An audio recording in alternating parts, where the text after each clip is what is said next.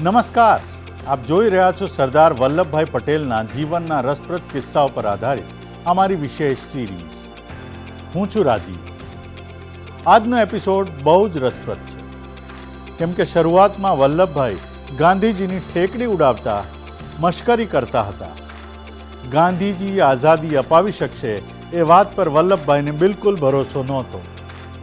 બીજી તરફ ગાંધીજીએ પણ પોતે એ સ્વીકાર્યું છે કે પહેલીવાર વલ્લભભાઈને જોયા ત્યારે એમને પણ એવો સવાલ થયો હતો કે આ અક્કડ માણસ શું કરી શકશે.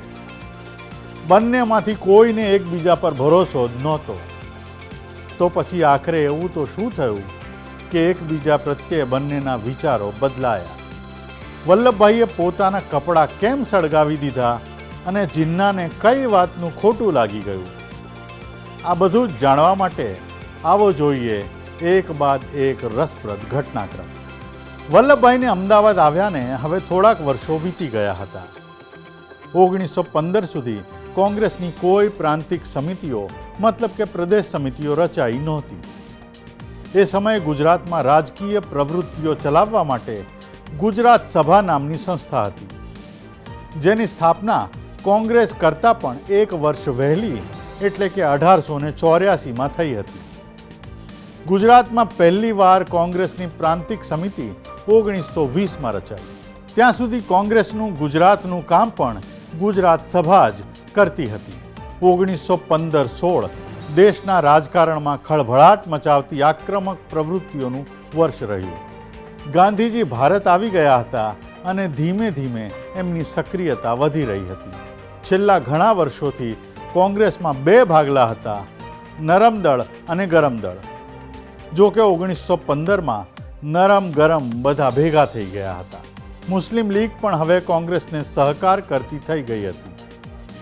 મુસ્લિમ લીગનું સુકાન મહમ્મદ અલી ઝીણાએ સંભાળ્યું હતું. એ સમયે દેશમાં આઝાદી માટેનો એક નવો ઝંઝાવાતી સંચાર શરૂ થયો હતો. વલ્લભભાઈ પટેલ 1915થી જ ગુજરાત સભાના સભ્ય બનેલા, પણ તેઓ કોઈપણ રીતે સક્રિય નહોતા થયા. ગુજરાત સભાએ બોલાવેલી પ્રાંતિક રાજકીય પરિષદોમાં વિઠ્ઠલભાઈ ભાગ લેવા જતા ત્યારે વલ્લભભાઈ એક નાના ભાઈ તરીકે માત્ર મૂક પ્રેક્ષક બનીને રહેતા. આવી રાજકીય પ્રવૃત્તિઓમાં વલ્લભભાઈને ઝાઝો રસ પણ પડતો નહીં. અમદાવાદમાં કોચરબ આશ્રમ સ્થાપીને ગાંધીજીએ પોતાની પ્રવૃત્તિઓ ચલાવી રહ્યા હતા. જો કે ગાંધીજીની રીતભાત પણ વલ્લભભાઈને બિલકુલ આકર્ષી શકતી નહોતી. આરસામાં એક વખત ગાંધીજી ગુજરાત ક્લબમાં ભાષણ આપવા આવ્યા. વકીલોમાં એમને સાંભળવા માટે હોડ લાગેલી, પણ વલ્લભભાઈએ ત્યારે પણ ગાંધીજીને મજાકમાં જ લીધા હતા.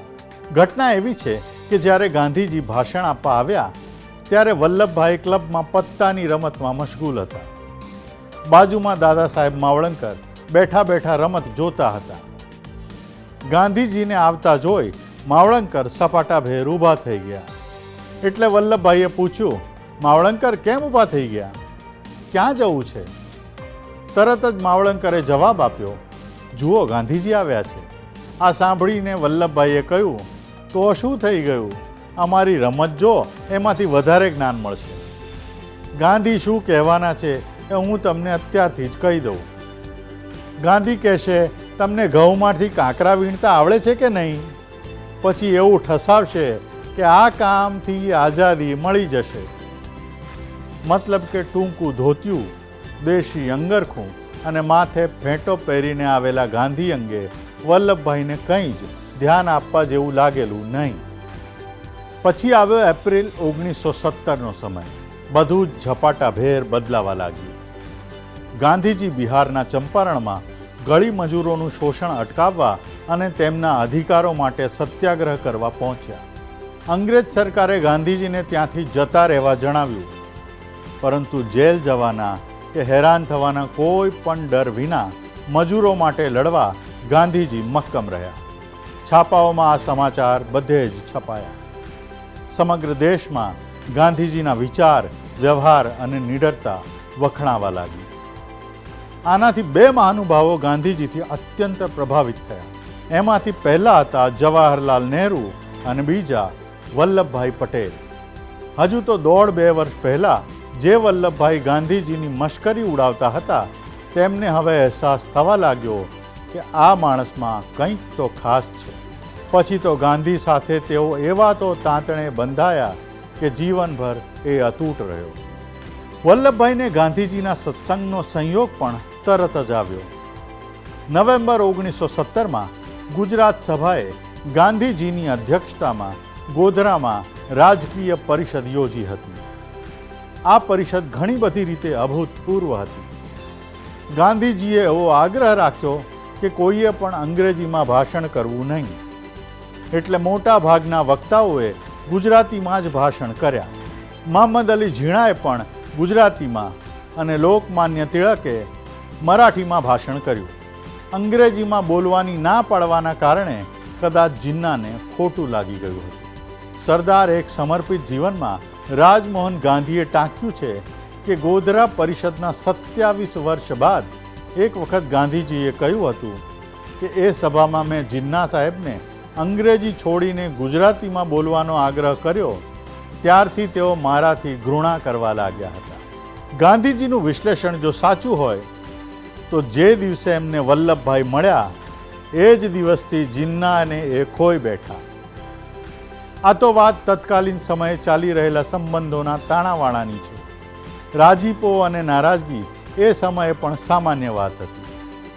ખેર, આપણે મૂળ વાત ગોધરા પરિષદની કરી રહ્યા હતા. એ સમયે પરિષદોમાં પહેલો ઠરાવ ઇંગ્લેન્ડના રાજા પ્રત્યે વફાદારીનો કરાતો અને પછી અન્ય ઠરાવો થતા. પણ ગાંધીજીએ ગોધરા પરિષદથી આ પ્રથા પણ કાયમ માટે બંધ કરાવી. સામાન્ય રીતે સિલસિલો એવો હતો કે એક પછી બીજી પરિષદ યોજાય ત્યાં સુધીમાં આગલી પરિષદના ઠરાવો ભૂલાઈ જતા. એટલે ગાંધીજીએ નવો ચીલો શરૂ કર્યો. આ પરિષદના ઠરાવોનો અમલ કરવા માટે કમિટી નીમવાનો નિર્ણય લેવાયો, જેથી વર્ષભર કાર્યો ચાલ્યા કરે. આ કમિટીના પ્રમુખ તરીકે ગાંધીજી રહ્યા અને મંત્રી તરીકે એક નિર્ભય વકીલ અને અંગ્રેજ અમલદારોની શાન ઠેકાણે લાવવા માટે જાણીતા થયેલા વલ્લભભાઈને નીમવાનું નક્કી થયું. વલ્લભભાઈએ આ સહર્ષ સ્વીકાર્યું. પણ હજુ ગાંધીજી અને વલ્લભભાઈ અંગત રીતે એકબીજાથી અજાણ જ હતા.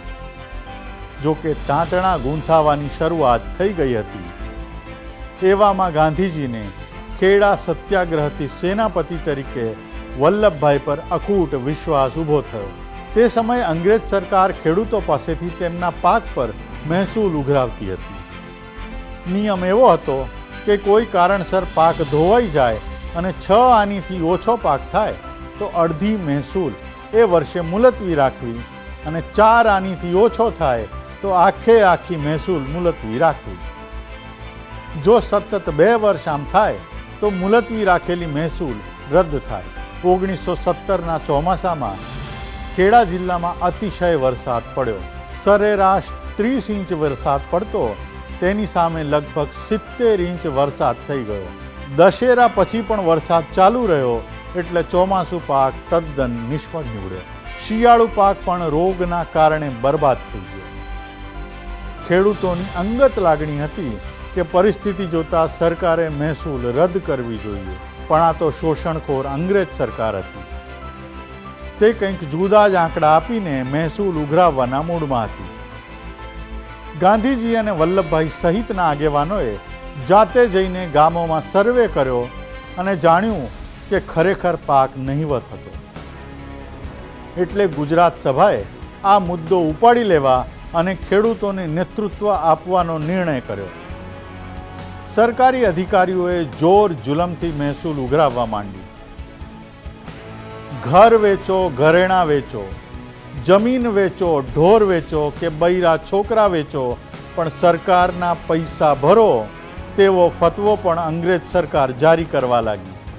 ગુજરાત સભાની કારોબારીની બેઠકો તે દિવસોમાં વલ્લભભાઈના ઘરે જ મળતી. ગાંધીજીએ આ બેઠકમાં એવું નક્કી કર્યું કે જો અંગ્રેજ સરકાર ન માને તો મહેસૂલ ભરવાનો ઇનકાર કરવા ખેડૂતોને સલાહ આપવી. ચંપારણ આંદોલનને કારણે ગાંધીજીને વારંવાર ચંપારણ જવું પડતું હતું. એટલે એમની ગેરહાજરીમાં જો ખેડામાં મહેસૂલ મુદ્દે લડત આપવી પડે તો ગુજરાત સભાના કોઈ વરિષ્ઠ આગેવાને લડત પૂરી થાય ત્યાં સુધી ખેડામાં રહેવું એવો આગ્રહ ગાંધીજીનો હતો. કોઈ પોતાનો ધંધો રોજગાર મૂકીને લડતમાં જવા તૈયાર નહોતું. તેવામાં વલ્લભભાઈએ તૈયારી બતાવી અને પોતાની ધીકતી વકીલાત બંધ રાખી લડતમાં સામેલ થવાની તત્પરતા બતાવી. વલ્લભભાઈના આ વલણથી ગાંધીજી ખૂબ પ્રભાવિત થયા. ગાંધીજી અને વલ્લભભાઈએ ખેડૂતોને કહ્યું કે સરકાર જોર જુલમ કરશે, દંડ કરશે, જમીન ખાલસા કરીને કે ઢોર ઢાંખર વેચીને પણ મહેસૂલ ભરાવશે. આવી કપરી સ્થિતિમાં પણ ટકી રહેવા માટે ગાંધીજી અને વલ્લભભાઈએ ખેડૂતોને તૈયાર કર્યા. લડતમાં સરકારના જોર જુલમ 7મા આસમાને પહોંચ્યા. આ લડત દરમિયાન ગાંધીજીએ એક વખત કહ્યું હતું કે વલ્લભભાઈ હજુ ભઠ્ઠીમાં છે, એમણે સારી રીતે તપવાનું છે. મને લાગે છે કે એમાંથી આપણે કુંદન કાઢીશું. સરદારની આગેવાનીમાં ખેડાના સત્યાગ્રહે જોર પકડ્યું. અંગ્રેજ સરકાર તમામ કાવાદાવાઓ કરીને થાકી, પણ ખેડા જિલ્લાના ખેડૂતો વલ્લભભાઈની નેતાગીરીમાં અડગ રહ્યા. અંતે ગોરા અંગ્રેજો ઝૂક્યા અને સમાધાન થયું. લડતની પૂર્ણાહુતિ સભામાં ગાંધીજી જે બોલ્યા તેનાથી સ્પષ્ટ થઈ ગયું હતું કે ગાંધીજીની આગેવાનીમાં દેશને સરદાર રૂપે એક મજબૂત સેનાપતિ લાંબા સમય માટે મળવાનો છે. ગાંધીજીએ સભામાં કહ્યું કે ઘણા માણસો મારી સલાહ માનવાને તૈયાર હતા, પણ મને વિચાર થયો કે ઉપસેનાપતિ કોઈ થશે. ત્યાં મારી નજર વલ્લભભાઈ પર પડી. મારે કબૂલ કરવું જોઈએ કે મેં ભાઈ વલ્લભભાઈની પહેલી મુલાકાત લીધી ત્યારે મને એમ થયેલું કે આ અક્કડ પુરુષ તે કોણ હશે અને એ શું કામ કરશે. પણ જેમ જેમ હું એમના વધારે પરિચયમાં આવ્યો તેમ તેમ મને લાગ્યું કે મારે વલ્લભભાઈ તો જોઈએ જ. વલ્લભભાઈએ પણ માન્યું કે વકીલાત જબ્બર ચાલે છે, મ્યુનિસિપાલિટીમાં જોરદાર કામ કરું છું, પણ એનાથી પણ વધારે કામ આ ખેડૂતો માટેની લડાઈ છે. ધંધો તો આજે છે ને કાલે ન પણ હોય, પૈસા પણ કાલે ઉડી જાય, આવનારી પેઢી એને ઉડાવી દે. એટલે હું પૈસા કરતાં પણ ઊંચો વારસો એમના માટે મૂકી જાઉં. આવા વિચારોથી તેમણે ઝંપલાવ્યું. વલ્લભભાઈ મને ન મળ્યા હોત તો જે કામ થયું તે ન જ થાત. પછી તો સરદાર ગાંધીજીના રંગે એવા તો રંગાયા કે ઘણા એવા કામો હતા જેમાં મોટા ભાગના લોકો ગાંધીજીના વિરોધમાં હતા, પણ સરદાર હંમેશા તેમની પડખે રહ્યા. ખેડાની લડત પછી તરત ગાંધીજીએ એવું જ એક કામ હાથમાં લીધું હતું, વિશ્વયુદ્ધ માટે સૈનિકોની ભરતી કરવાનું. તે વખતે બ્રિટન અને સામે જર્મનીની આગેવાનીના દેશો વચ્ચે વિશ્વયુદ્ધ ચાલતું હતું. ગાંધીજીએ આ યુદ્ધમાં બ્રિટનની મદદ માટે ભારતીય સૈનિકો મોકલવા તેમની ભરતી કરવાનો પ્રસ્તાવ મૂક્યો. મોટા ભાગના લોકો આની વિરુદ્ધમાં હતા, પણ વલ્લભભાઈ એકલા જ ગાંધીજીની સાથે રહ્યા. આ માટે ખેડા જિલ્લાના ગામડાઓમાં બંને જણા ફરતા ત્યારે કોઈ એમની જોડે આવતું નહીં, પણ વલ્લભભાઈએ ગાંધીજીનો સાથ ન છોડ્યો. ઘણીવાર તો એવું થતું કે ગાંધીજી અને વલ્લભભાઈએ જાતે રાંધીને ખાવું પડતું. વલ્લભભાઈ રોટલી કરવા પણ બેસતા, પણ તેમને ગાંધીજીનો સાથ છોડ્યો નહીં. ગાંધીજીથી વલ્લભભાઈ એટલા બધા પ્રભાવિત થયા કે ખેડાની લડત સમયથી જ તેમણે અંગ્રેજી પોશાક છોડી દીધો અને ધોતિયું, કોટ અને ટોપી પહેરવાનું શરૂ કર્યું. બધા જ વિદેશી વસ્ત્રો સળગાવી દીધા. નરહરી પરીખ લખે છે કે સરદારે તેમના બેરિસ્ટરના ઝભ્ભા ઉપરાંત ડઝન બંધ સૂટ, નેકટાઈ, 200 થી 250 જેટલા કોલર અને 10 જોડી બૂટ બાળ્યા હતા. ખેડા બાદ વલ્લભભાઈએ દેશી મિલોનું કાપડ વાપરવા માંડ્યું હતું. જો કે 1921થી તે પણ છોડીને ફક્ત ખાદી જ પહેરવા માંડ્યું. 1923થી તો તેમના દીકરી મણિબેન પોતે કાંતેલું સૂતર વણાવીને વલ્લભભાઈના કપડાં બનાવડાવતા હતા. 1938માં વલ્લભભાઈએ પોતે પણ કહ્યું હતું કે જ્યારે હું ગાંધીજીની સાથે જોડાયો ત્યારે મેં લાકડા ભેગા કરીને તાપ કર્યો, જેમાં મારું બધું જ નાખી દીધું. મારો પરિવાર, મારી વકીલાત, મારી પ્રતિષ્ઠા, મારું સર્વસ્વ હોમી દીધું. આ બધાથી રાખ સિવાય બીજું કંઈ બાકી બચશે કે નહીં એવું નહોતો જાણતો. હવે વલ્લભભાઈ આઝાદીના આંદોલનોમાં જોડાઈ ગયા હતા. એમણે તો નક્કી કર્યું હતું ને કે વિઠ્ઠલભાઈ દેશભક્તિમાં જોડાશે અને તેઓ સંપૂર્ણપણે વકીલાત કરીને કમાણી થકી ભાઈ, પરિવાર અને અન્ય જવાબદારીઓ નિભાવશે. જો કે હવે આ બધું જ પલટાઈ રહ્યું હતું.